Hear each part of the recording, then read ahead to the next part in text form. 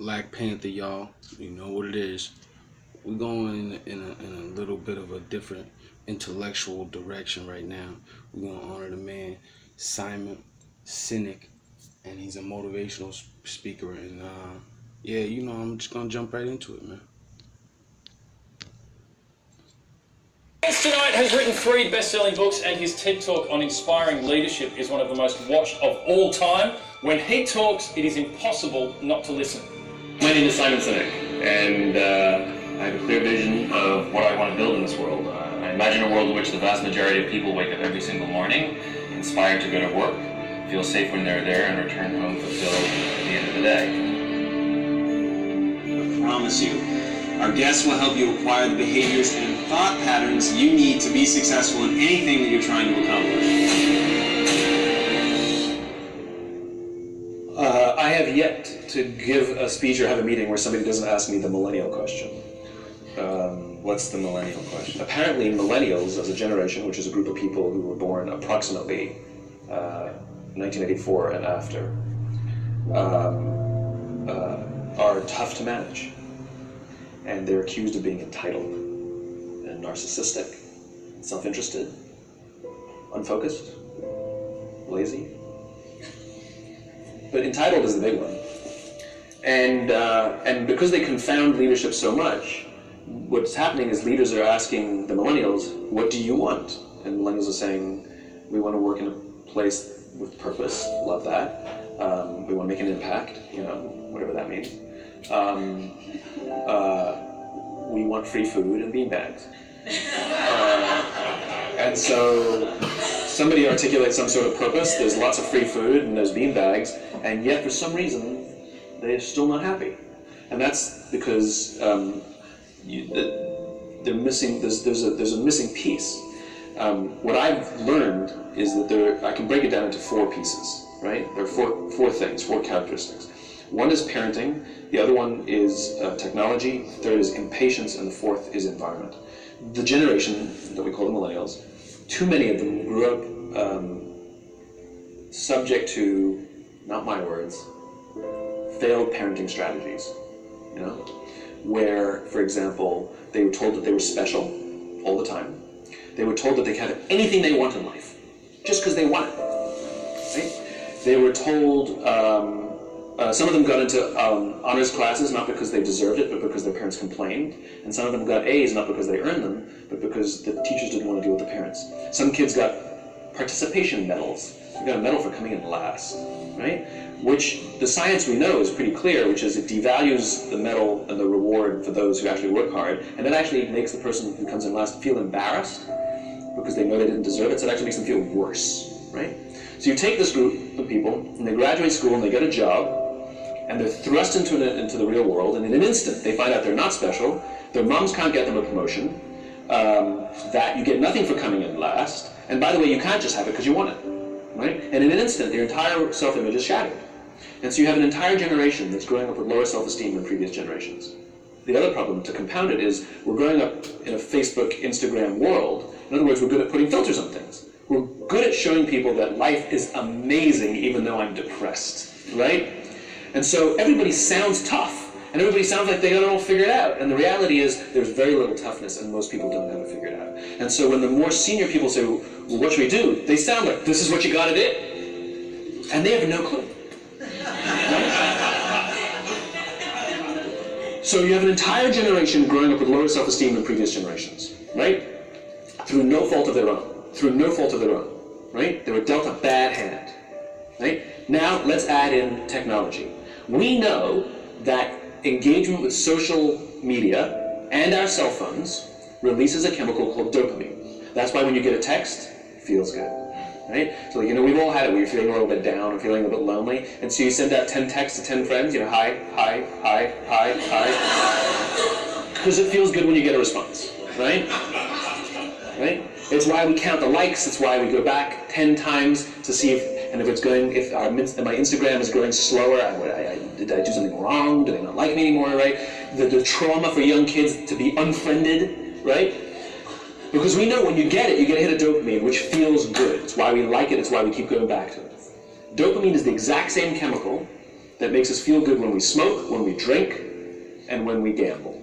In other words, it's highly, highly addictive, right?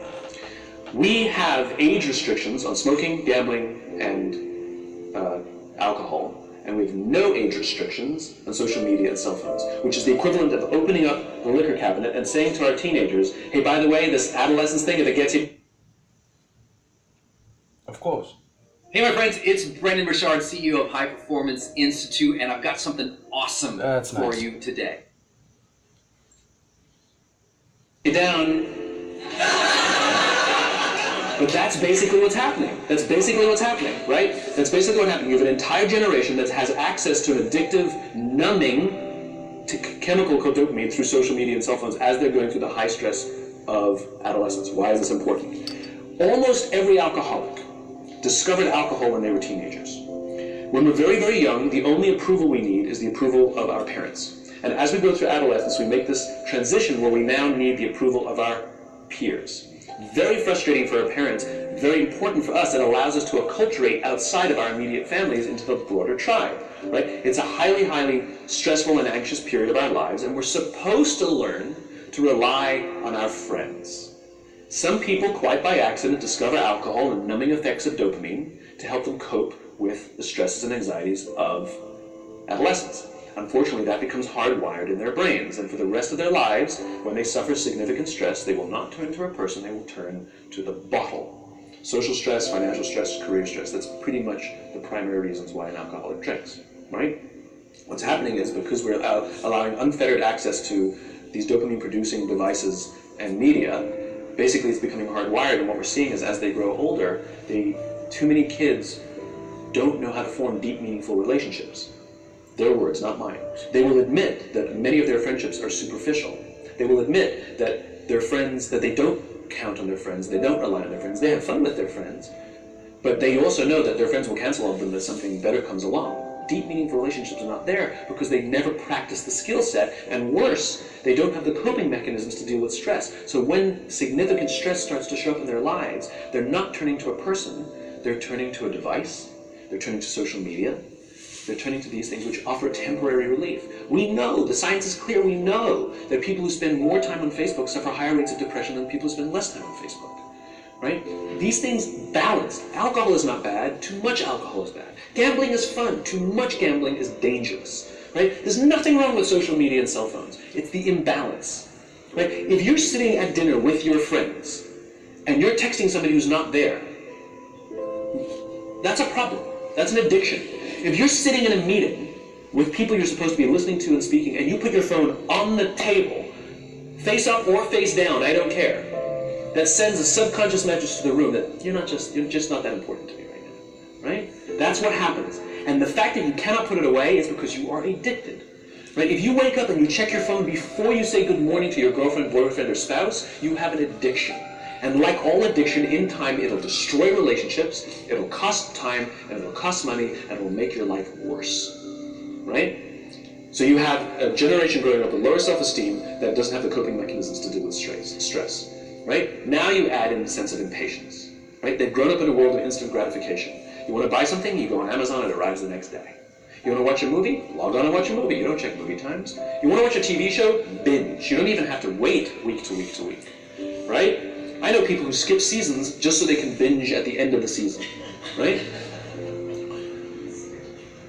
Instant gratification. You want to go on a date, you don't even have to learn how to be like, hey. You don't even have to learn and practice that skill. You don't have to be the uncomfortable one who says yes when you mean no, and says no when you mean no, and yes when you don't have to swipe right. Bang, I'm a stud. Right? You don't have to learn the social coping mechanisms, right? Everything you want, you can have instantaneously. Everything you want, instant gratification. Except job satisfaction and strength of relationships, there ain't no app for that. They are slow, meandering, uncomfortable, messy processes. And so I keep meeting these wonderful, fantastic, idealistic, hardworking, smart kids. They just graduated school. They're in their entry-level job. I sit down with them and I go, how's it going? They go, I think I'm going to quit. I'm like, why?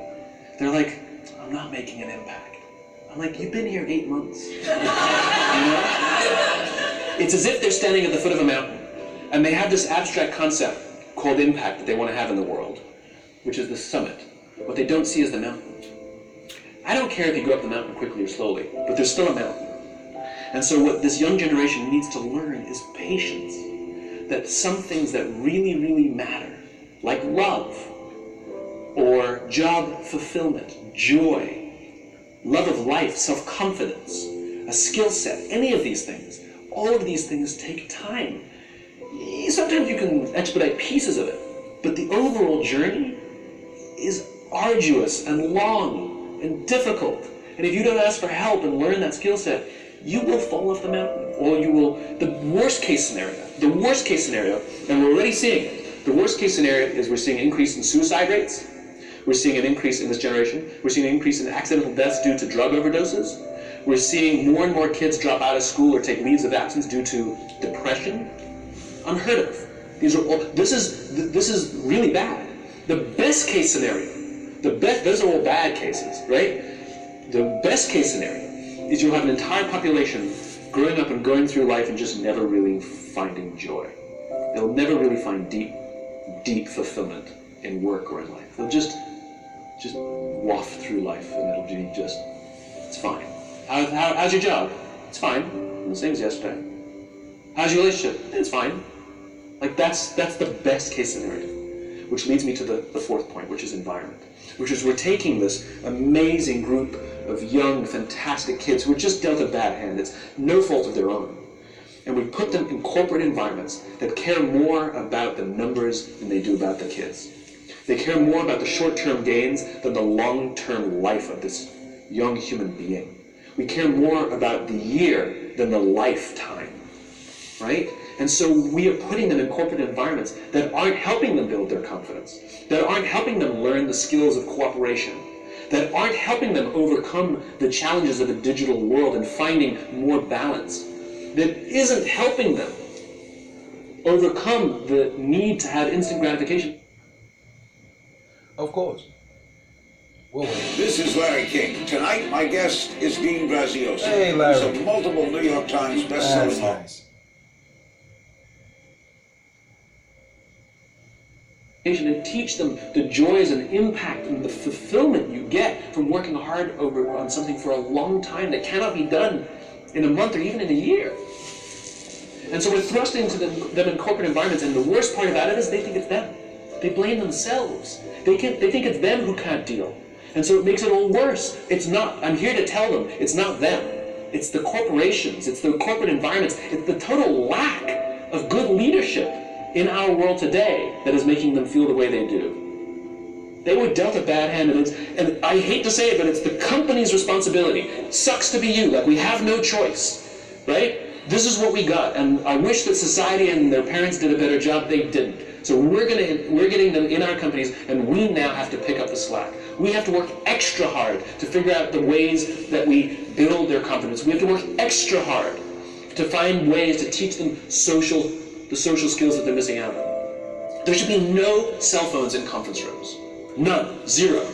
And I don't mean the kind of like sitting outside waiting to text. I mean like when you're sitting and waiting for a meeting to start, this is what we all do. We all sit here and wait for the meeting to start. Meeting starting? Okay. We start the meeting. No, that's not how relationships are formed. Remember we talked about it's the little things? Relationships are formed this way. We're waiting for a meeting to start and we go, how's your dad? I heard he was in the hospital. Oh, he's really good. Thanks for asking. He's actually at home now. Oh, I'm really glad. It was really amazing. I know, I was really scared for him. That's how you form relationships. Hey, did you ever get that report done? Oh my God, no, I didn't. I'll help you out. I can help you out with that. Really? That's how trust forms. Trust doesn't form in an event, in a day. Even bad times don't form trust immediately. It's the slow, steady consistency. And we have to create mechanisms where we allow for those little innocuous interactions to happen. But when we allow cell phones in conference rooms, we just, okay, have the meeting. And then my favorite is like when there's a cell phone there, and you go like this, you go. It rings and you go. I'm not going to answer that. Like, Mr. Magnanimous, you know? When you're out for dinner with your friends, like, I do this with my friends. When we're going out for dinner and we're leaving together, we'll leave our cell phones at home. Who are we calling? Maybe one of us will bring the phone in case we need to call an Uber or take a picture of our meal. That's what I was saying. Come on. I'm an idealist, but I'm not insane. It looked really good. We'll take one phone. And so it's like an alcoholic. The reason you take the alcohol out of the house is because we cannot trust our willpower. We're just not strong enough. But when you remove the temptation, it actually makes it a lot easier. And so when you just say, don't check your phone, people literally will go like this. And somebody will go to the bathroom, and what's the first thing we do? Because I wouldn't want to look around the restaurant for a minute and a half, you know? But if you don't have the phone, you just kind of enjoy the world. And that's where ideas happen. The constant engagement is not where you have innovation and ideas. Ideas happen when our minds wander and we go, and you see something, I bet they could do that. That's called innovation. Right? But we're taking away all those little moments. Right? You should not, and none of us should charge our phones by our beds. We should be charging our phones in the living rooms. Right? Remove the temptation. You wake up in the middle of the night because you can't sleep, you won't check your phone, which makes it worse. But if it's in the living room, it's relaxed, it's fine. But it's my alarm clock. Buy an alarm clock. They cost $8. Right? I'll buy you one. Right? But the point is we now, in industry, whether we like it or not, we don't get a choice. We now have a responsibility to make up the shortfall and to help this amazing, idealistic, fantastic generation build their confidence, learn patience, learn the social skills, find a better balance between life and technology. Because, quite frankly, it's the right thing to do. Yes. You hear me, people? You hear me? Simon Sinek. Like, it's that time. It's that time with all this technology that we have. We would just be nothing but lazy and a bunch of people that procrastinate. Not to be able to succeed and not to be able to get it together. I don't care what type of struggle you in, because trust me, I've been in the worst. So there's nothing they can do to me that's not already been done other than kill me. But that's another story. Peace and love, man. Black Panther, another one. Subscribe, like, engage, people.